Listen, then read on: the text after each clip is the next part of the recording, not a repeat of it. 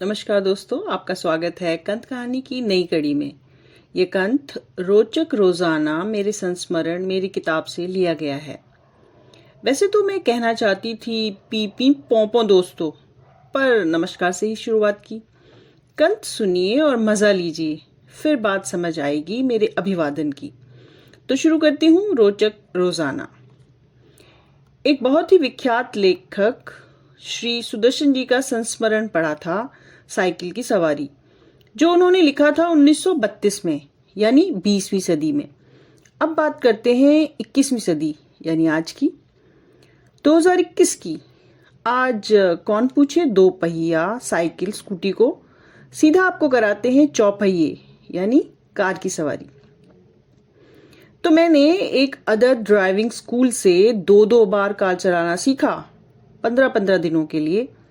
फिर भी मेरा कॉन्फिडेंस क्लच, ब्रेक, एक्सीलेटर के आगे हार मान गया। गाड़ी सिखाने वाला मुझे समझाता था कि मैडम, क्लच धीरे धीरे छोड़ो, एक्सीलेटर धीरे धीरे दबाओ, गियर चेंज करो।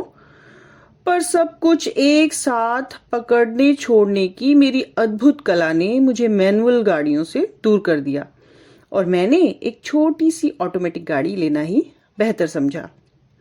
मैं उससे कहती कि भैया, और तो सब ठीक है, पर गाड़ी की चौड़ाई का अंदाजा नहीं आ रहा और क्रॉसिंग या रेड लाइट पर रोकने में पता नहीं चल रहा कि दूसरी गाड़ी से मेरी गाड़ी कितनी दूर है।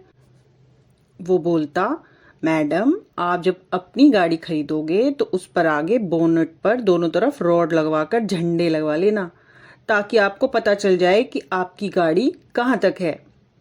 एक बार जब मेरा हाथ थोड़ा साफ हो गया, अपने बच्चों को भी ले गई कि देखो तुम्हारी माँ गाड़ी चलाना सीख गई है और कितना अच्छा चलाती है।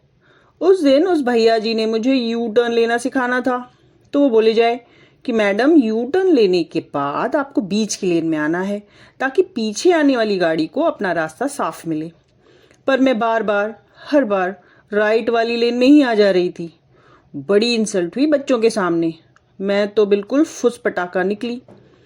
खैर, जैसे तैसे स्टीयरिंग संभालना और हॉर्न बजाना तो सीख ही लिया, पर फिर भी मैनुअल गाड़ी लेने की हिम्मत नहीं जुटा पाई।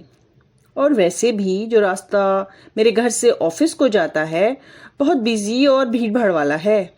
जब तक क्लच, ब्रेक, एक्सीलेटर करूंगी तब तक तो गाड़ी ठुक-ठुका चुकी होगी। एक्चुअली उस रास्ते में कुछ ऐसा सफा है, जाने कौन सी ऐसी बात है कि अगर कोई भी वहां गाड़ी चला ले बस हफ्ते 10 दिन, तो बिल्कुल पायलट बनकर निकले। सभी तरह की ड्राइविंग स्टाइल में आप दक्ष हो जाओगे, लेफ्ट, राइट या सेंटर। मुझे कभी कभी लगता है मैंने बेकार पैसे वेस्ट किए। वैसे भी जो कुछ सीखा था वो कम से कम इस रास्ते के लिए तो बिल्कुल नहीं था। अपने पैसों की भरपाई के लिए मुझे गाड़ी चलाने यूरोप या यूएस जाना पड़ेगा। दरअसल मेरे रास्ते में चलने वाली हर एक गाड़ी का अपना अलग अंदाज है, मनमोहक, शानदार, बेमिसाल। जैसे जुगाड़ वाले, वो तो रोड पे ऐसे धूमधाम से चलते हैं, ओहो पूछो मत। सारी सड़क हमारी वाला एटीट्यूड होता है, क्योंकि ना गियर चेंज करने का झंझट, ना क्लच की फिक्र, बस जुगाड़ को उड़ाते हुए ले जाना है। उनके धूल मिट्टी से सने और तेल से चुपड़े बाल बिल्कुल जैसे गा रहे होते हैं, हवा के साथ साथ, घटा के संग संग। हमें तो उड़ना है। फटफटिए वालों को रोड पे चलते देख लो तो बच्चों सिट्टी पिट्टी गुम हो जाएगी आपकी। सोहनलाल द्विवेदी जी की एक कविता है जो गांधी जी पर लिखी गई है, इन फटफटिए वालों को देखकर याद आती है। चल पड़े जिधर दो डगमग में, चल पड़े कोटि पग उसी ओर। क्योंकि इन्हें तो जहां अपना आगे का पहिया घुसाने की जगह मिली, बस वहीं का रुख कर लेते हैं और फिर एक के पीछे एक कम से कम 5-6 फटफटिए दनदनाते हुए अपना भी मुंह वहीं को कर लेते हैं।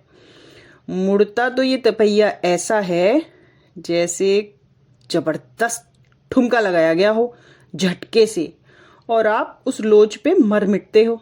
और कर भी क्या सकते हैं आप।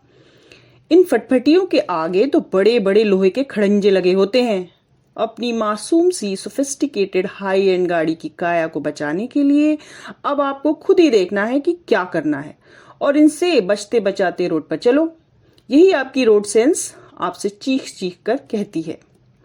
कभी कभी तो 12-14 साल के नए जवान हुए बालक अपने फटफटिया को ऐसे लिए चलते हैं जैसे कदमों में दुनिया वाले एड के जिंगल का आइडिया उसके लेखक को इन्हीं को देखकर आया था। एक बार एक छोटे हाथी यानी टेम्पो पर लिखा था, मैं बड़ा होकर ट्रक बनूंगा। यहाँ सब के सब गांव से शहर में बड़ा बनने का सपना लिए आए हैं। इसमें गलत क्या है? कुछ भी तो नहीं।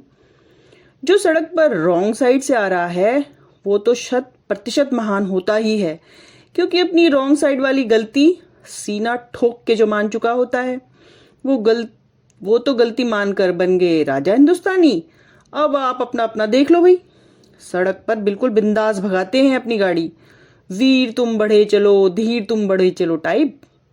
टेंशन लेने का नहीं, देने का एक प्यारा सा नारा होता है उनका। ये बात मैं कोई अंदरूनी सड़कों की नहीं कर रही। यह सड़क तो हमारे शहर की मेन रोड है।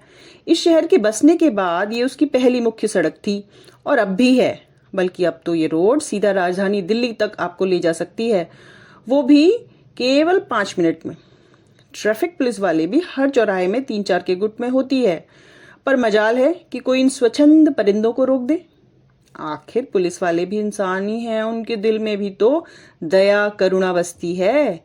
इन गरीब लोगों के लिए पूरा मानवीय भाव रखते हैं। बदले में कुछ हफ्ता महीना सुविधा शुल्क के रूप में ले लें तो किसी की छाती में सांप नहीं लौटना चाहिए। सीधी सच्ची बात है। अब थोड़ी सी बात इनके बड़े भैया यानी बस वालों की भी कर ली जाए। अगर बस है डीटीसी की, तो जो बसें चलती हैं कभी आपने देखी हो, बहुत लंबी लंबी हरी और लाल रंग की होती हैं। वो तो पूरा लहरा लहरा के चलती हैं, हिचकोले लेती हुई। बल्कि यूं कहें कि जल तरंगों की तरह सड़क पर बहती हैं, कहीं भी किधर भी। ड्राइवर्स पूरी तरह अवार्ड देने लायक होते हैं, कतई मजे हुए एक्सपर्ट। सीरियसली कोई उनसे पूछ ले कि बस स्टॉप पर क्यों नहीं रुके भैया, तो उल्टा आपसे ही सवाल होगा, यू बस स्टॉप के हो है? क्रॉसिंग में आपकी खड़ी गाड़ी से साइड मांगने के लिए पौ पौ करते रहेंगे। आप अगर झल्ला के बोल दो कि अरे रेड लाइट पर तो रुक जाओ, वो आंखें तरेर कर बोलेगा, योर रेड लाइट मारे लेना बनी। और लेन, ये शब्द तो उनके लिए बहुत ही ज्यादा हो जाएगा। इतने मासूम कि इन सब चीजों से अनजान होते हैं बेचारे। आज की भाषा में कहूं तो बिल्कुल ऑर्गेनिक होते हैं। सभी पैसेंजर्स, बच्चे बूढ़े या जवान, अपनी जान जोखिम में डालकर इन बसों में चढ़ते उतरते हैं। सवारी अपना और अपने सामान का स्वयं ध्यान रखे, ये बात बस को दूर से देख लेने के बाद से ही लागू हो जाती है। किसी तरह बस में चढ़ने के बाद तो ये करना ही है, बिना किसी शक और सवाल के नहीं। रोडवेज की बसों का तो पूछो ही मत, वो तो किसी न किसी जी वाले की होती है। मसलन चौधरी जी, यादव जी, ठाकुर जी या पंडित जी। और जैसे इससे भी बात न बन रही हो तो आसपास के सबसे कुख्यात गांव का नाम बस के पीछे बढ़िया से बढ़िया डिजाइन में लिखा होगा। उनकी शान की सवारी सड़क पर अटखेलियां करती हुई आगे ही आगे बढ़ती रहती है। जहां कोई सवारी नजर आई वहीं दाब दिया ब्रेक। वो बस अगर 20 की स्पीड में भी है, मजाल है आप उसको ओवरटेक कर दो। हाँ, कोई उन जैसा ही जिगरे वाला हो तो बात दूसरी है, और यहीं पर बात खत्म हो ऐसा नहीं है। कहीं कोई गलती से भी ओवरटेक करने की गुस्ताखी न कर जाए तो काले रंग की स्याही से बड़ा बड़ा साफ स्पष्ट शब्दों में लिखा भी होगा, यो तो यूं ही चल लेगी। इनकी क्रिएटिविटी लाजवाब है। इन सब पर भी अगर आपने गलती से ही कभी रेड सिग्नल के ग्रीन होते ही गाड़ी स्टार्ट करने में थोड़ी सी भी देर कर दी, या आप येलो लाइट दिखने पर किसी सिग्नल में रुक गए, या फिर आप किसी को ओवरटेक करना चाहते हो, अगर वो बहुत ही कछुआ गति से चल रहा है या वो आपको कछुआ गति वाला समझ रहा हो और आपको ओवरटेक करना चाहता हो, तो हॉर्न पे हॉर्न बजने लगेंगे। ये तो सबने अच्छे से सीख ही रखा है। पर जैसे ही उनकी नजर पड़ेगी आपकी गाड़ी की ड्राइविंग सीट पे, तो एक संतुष्टि का भाव उनके चेहरे पर होता है। ओह, अच्छा लेडीज है, कोई नहीं, कोई तो आंखों ही आंखों में समझाता हुआ भी मिल जाएगा कि मैडम जब चलाना नहीं आता तो क्यों निकल पड़ी ट्रैफिक जैम करने। कभी कभी कोई निहायत ही शरीफ, जो खुद बिना हेलमेट या सीट बेल्ट लगाया हुआ ही क्यों ना हो, कुछ बढ़िया वाले विशेषण कहने से भी नहीं चूकता। ऐसे रोचक किस्से रोजाना घटित होते रहते हैं। इन सब समस्याओं से जूझते हुए अपने प्राण हथेली में लिए मैं और मेरे जैसे कई रोज सुबह घर से निकलते हैं और शाम को घर सही सलामत सिंगल पीस में पहुंचे परमपिता परमात्मा से प्रार्थना करते हैं। लाइफ में कुछ तीखा चटपटा मसालेदार चाहिए तो कभी आइए हमारे शहर, आपको इसकी सड़कों पर चलाऊं, उनसे मिलवाऊं। ये तो मैं कह रही हूँ, पर वो बोर्ड जिसमें लिखा होता है ना, ये ग्रीन एंड क्लीन हाईटेक शहर आपका तहे दिल से स्वागत करता है, सामने ही है और मुझे ही देख रहा है। तो आप सब सुनने वालों की भी यात्रा मंगलमय और सुरक्षित हो, यही कामना है। आज के लिए इतना ही, अगली कड़ी में फिर भेंट होगी। धन्यवाद। लाइक शेयर सब्सक्राइब कीजिए, बेल आइकन को याद रखिए और कमेंट करके अपने एक्सपीरियंस भी शेयर कीजिए। नमस्कार।